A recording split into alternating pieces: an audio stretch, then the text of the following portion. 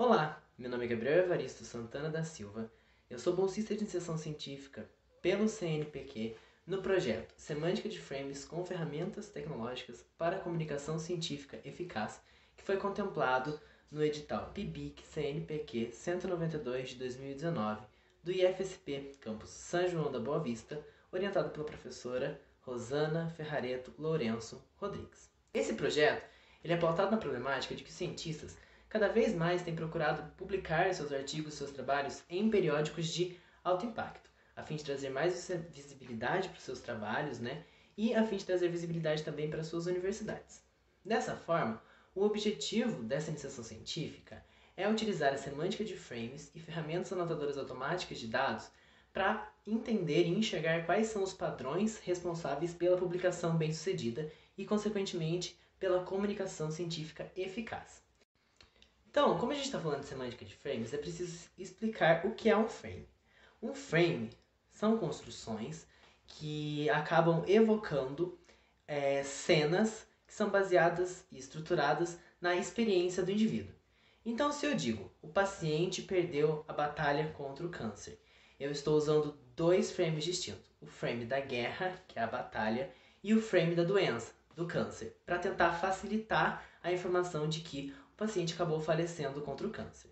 Esse tipo de construção ele é importante ser utilizado pelos cientistas para que eles consigam construir informações e frases que possam chegar a mais pessoas e que mais pessoas consigam entender o que ele está falando, e não apenas pessoas da sua mesma área. Então, dessa forma, eles podem utilizar as construções da semântica de frames em seus textos a fim de facilitar os conteúdos que estão presentes ali para que pessoas de outras áreas consigam compreender o que ele está querendo falar e o que ele está querendo transmitir em sua pesquisa. Coletou-se um corpus de 1000 abstracts, ou seja, 1000 resumos, na Web of Science. Com esse corpus coletado, utilizou-se o Semaphore, que é uma ferramenta anotadora automática de dados, para se criar listas de frequências sobre o corpus.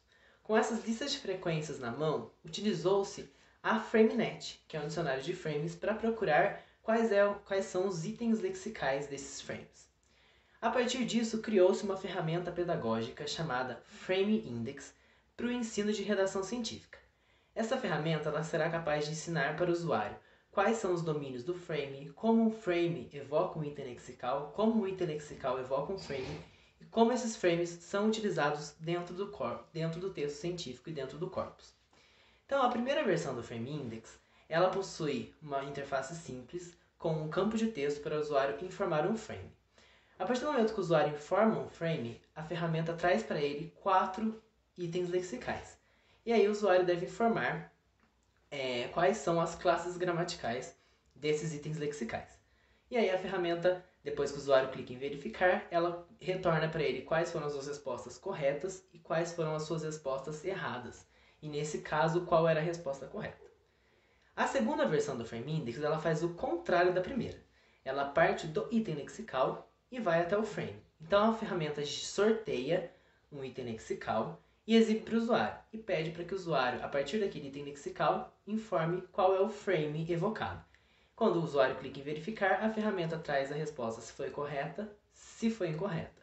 Se for incorreta, a ferramenta também traz qual era a resposta correta. A terceira versão ela é um pouco diferente das duas primeiras. Ela é um classificador de abstracts. Então nela a gente tem 50 abstracts cadastrados. E quando o usuário entra, são exibidos 50 títulos separados por área do conhecimento. A partir disso, o usuário escolhe um dos títulos para que ele queira fazer a análise. E aí a ferramenta exibe várias opções para o usuário de análise sobre as partes desse abstract, desse resumo, e essas opções também são com ou sem frames, então o usuário consegue ver como um abstract é construído, as partes que são utilizadas para a construção de um abstract e também como os frames são colocados e posicionados dentro e utilizados dentro desses abstracts.